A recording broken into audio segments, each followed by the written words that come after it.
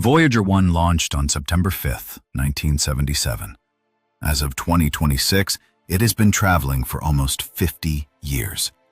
It is the fastest human-made object ever sent beyond the solar system, moving at roughly 17 kilometers per second. Apply that velocity to a distance. The nearest known star to Earth is Proxima Centauri, a red dwarf in the Alpha Centauri system, approximately 4.24 light-years from Earth. That converts to roughly 40 trillion kilometers. At 17 kilometers per second, Voyager 1 would take approximately 75,000 years to reach it. 75,000 years. Agriculture developed roughly 12,000 years ago. The last ice age ended roughly 11,700 years ago.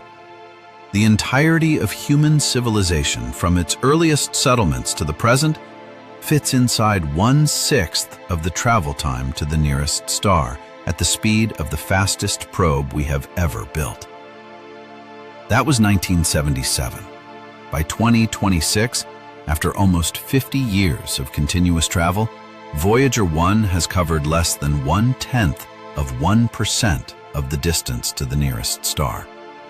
The nearest star carries no particular distinction. There are between 200 and 400 billion more beyond it, all farther, all inside the same structure. There is a name for this structure. It is called the Milky Way. The distance alone does not tell the full story of what holds you here. There is a second mechanism, something the distance numbers alone do not reveal. We will get to it. The distance has to be understood first. The Milky Way is a barred spiral galaxy, approximately 100,000 light-years across. Its disk ranges roughly 1,000 to 2,000 light-years in thickness through most of its extent. Our Sun sits approximately 26,000 light-years from the galactic center, in a region called the Orion Arm. The number that matters is 100,000. That is how many light-years of space separate one edge of the galaxy from the other. Light, traveling at 299,792 kilometers per second, the maximum speed physics permits for matter or information, takes 100,000 years to cross it. At Voyager 1's current speed, crossing the Milky Way would take approximately 1.8 billion years. Earth itself is 4.5 billion years old. The first complex multicellular life appeared roughly 600 million years ago. Crossing your own galaxy at Voyager's speed would consume more time than it took complex life to evolve from nothing. That number will come back. There has been faster. The Parker Solar Probe, at its closest approach to the Sun, has reached approximately 192 kilometers per second. That is 11 times faster than Voyager 1. It is the highest speed any human-made object has ever achieved. At 192 kilometers per second, the journey to Proxima Centauri takes approximately 6,600 years. From now, back to the construction of Stonehenge, is roughly 4,500 years. 6,600 years of transit to reach the closest possible destination.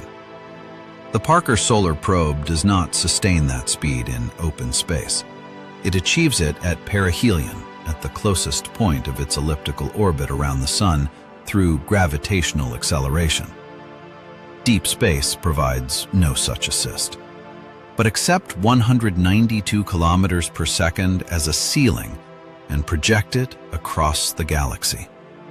At that speed, crossing the Milky Way takes approximately 160 million years. 160 million years ago, the Cretaceous period was underway. Non-avian dinosaurs were alive on Earth. No primate existed. The entire lineage that would eventually produce your species had not yet branched from its predecessor. 160 million years of biological evolution, mass extinctions, continental rearrangement, and the complete transformation of a planet would pass before the spacecraft reached the far edge of your own galaxy. If that sounds bad, what comes next is worse. Here is a different way to hold the number. Suppose a generation ship launched today and traveled at 100 times the speed of the Parker Solar Probe, which would require propulsion technology many centuries beyond anything conceivable at present. Crossing the Milky Way would still take approximately 1.6 million years. At 30 years per generation, that is more than 50,000 generations of passengers. The civilization that launched the ship would be as remote to the arrivals as the first stone tools are to us, and then many times further. But generation ships encounter a different category of problem before propulsion is even addressed.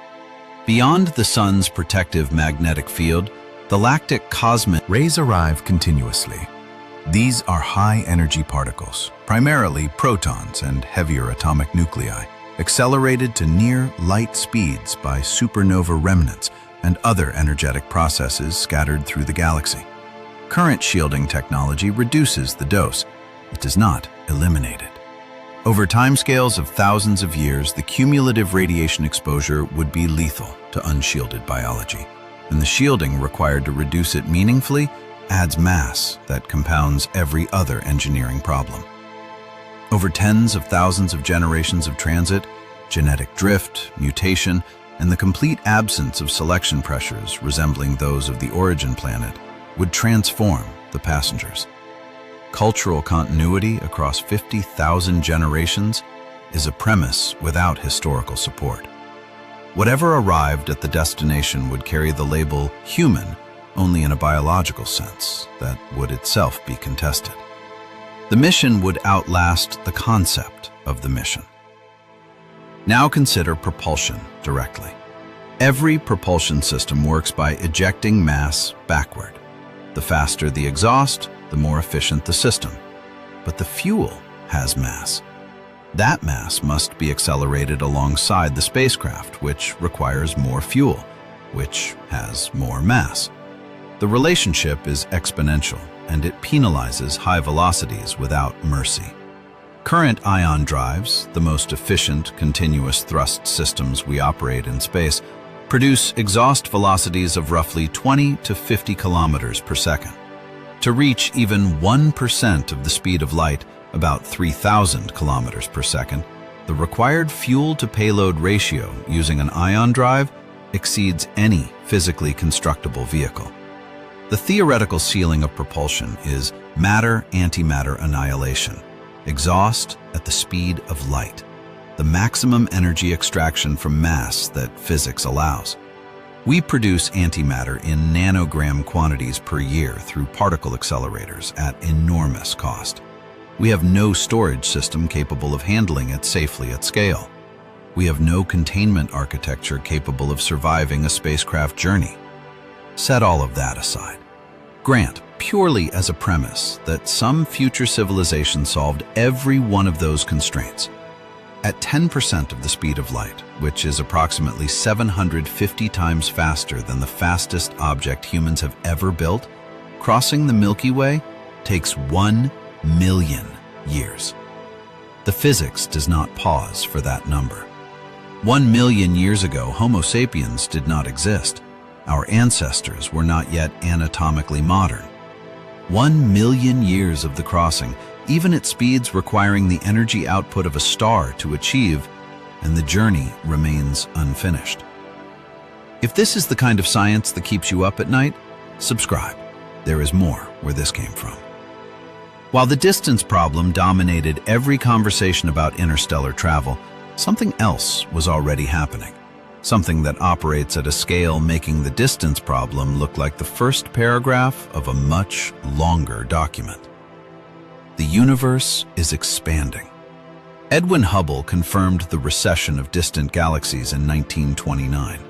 Decades later, in 1998 and 1999, observations of distant supernovae established something beyond the expansion itself.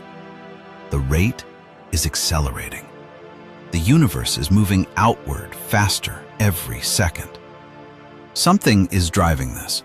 Physicists call it dark energy. What it is at a fundamental level remains unknown. What it does is measured with precision. It pushes the fabric of space outward at a rate that is rising. Astronomers recorded the acceleration in published data in the late 1990s. The discovery earned a Nobel Prize in 2011. The broader public conversation about humanity's future in space continued largely as though the finding had not changed the terms of the problem. It changes everything. An accelerating expansion produces a hard physical boundary. Physicists call it the cosmological event horizon. Current estimates place it at roughly 16 billion light-years from Earth. Beyond that boundary, the space between us and those regions is expanding at a rate faster than light can cross it. This is not faster than light moves through space. The space itself is expanding such that even light moving at maximum speed cannot gain ground against the increasing distance. If you are wondering whether this changes over time, it does, in the wrong direction. To make this concrete, the observable universe, what we can see from Earth, extends roughly 46 billion light-years in every direction. The cosmological event horizon sits at approximately 16 billion light-years. The expansion has made the observable universe substantially larger than the accessible universe, and the gap between them grows with every year that passes. Galaxies currently sitting at a co-moving distance beyond approximately 16 billion light-years are already beyond reach by any physical process. Every galaxy beyond that boundary is unreachable. The word unreachable is precise here. A distant thing can, in principle, be approached with sufficient propulsion and time. An unreachable thing cannot be approached by any physical mechanism, regardless of technology, regardless of the time available. The distinction is not semantic. It closes a door that many assume remains open. The observable universe contains an estimated 2 trillion galaxies. The fraction remaining accessible to any civilization, anywhere, over all of future time, is a minority of that number. The door closed long before your species existed. It has been closing further every second since. What remains on the accessible side of the event horizon is the local group. The local group is the cluster of galaxies held together by their mutual gravity, close enough that their gravitational attraction overcomes the outward push of the expansion at local scales. It contains the Milky Way, the Andromeda galaxy, and approximately 50 to 60 smaller satellite and dwarf galaxies. Its total diameter is roughly 10 million light-years. 50 to 60 galaxies, out of 2 trillion. That is the complete inventory of everywhere any civilization will ever go. Andromeda, designated M31, sits at approximately 2.537 million light-years. It is approaching. The two galaxies are gravitationally bound and on a collision course. Current models place the merger at approximately 4.5 billion years from now. The merged structure has been given the informal name Milkomeda. At 10% of the speed of light, the journey to Andromeda takes 25 million years. The journey to the far edge of the local group takes approximately 100 million years. These are the only destinations that any civilization will ever be able to reach, over any timescale, under the physics as it exists. Everything outside the local group is already accelerating away beyond the event horizon, or will cross that boundary within the next several billion years. The Virgo cluster, the nearest major galaxy cluster outside the local group, contains over 1,000 galaxies and sits roughly 65 million light-years away. It is already receding, and it will not return. Physics has no mechanism for retrieval. The Perseus cluster, the Coma cluster, every structure at the scale of hundreds of millions of light-years, receding behind a causal boundary that physics does not offer a route around. The Laniakea supercluster, the larger structure of which the local group is a part, spans approximately 500 million light-years.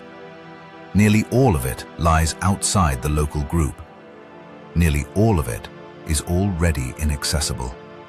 Gravity holds the local group together against the expansion.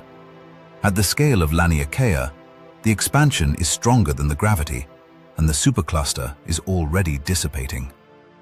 The local group is the inventory, the complete extent of what any biology, any technology, any civilization will ever reach. And this is the second mechanism, the acceleration. Every second, more of the universe crosses the cosmological event horizon and joins the category of permanently unreachable. Dark energy shows no sign of weakening. The expansion does not slow. The horizon moves away from you, taking with it galaxies that were marginally closer to accessible a billion years ago. In time, and the physics already has the math for this, every galaxy outside the local group will have receded beyond the event horizon. The night sky of whatever remains in our local group will show only the merged remnant of the Milky Way and Andromeda.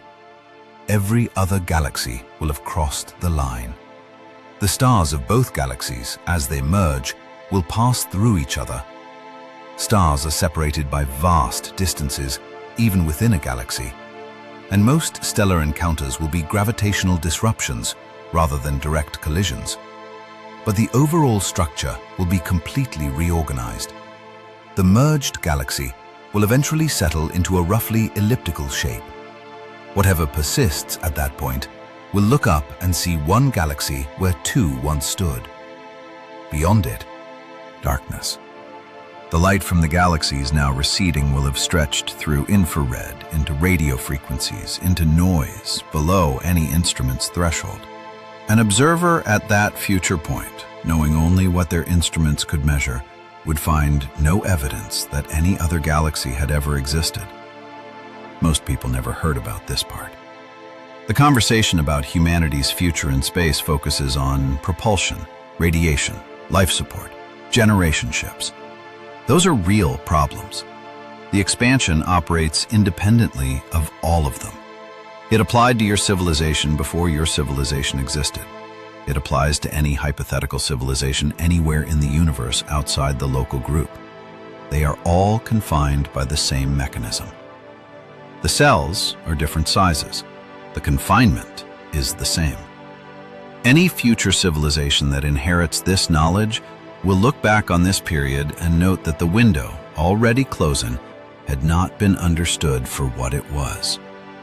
This outcome is the physically predicted endpoint of an accelerating expansion driven by dark energy that has been measured, confirmed, and has no established physical process pointing toward a reversal.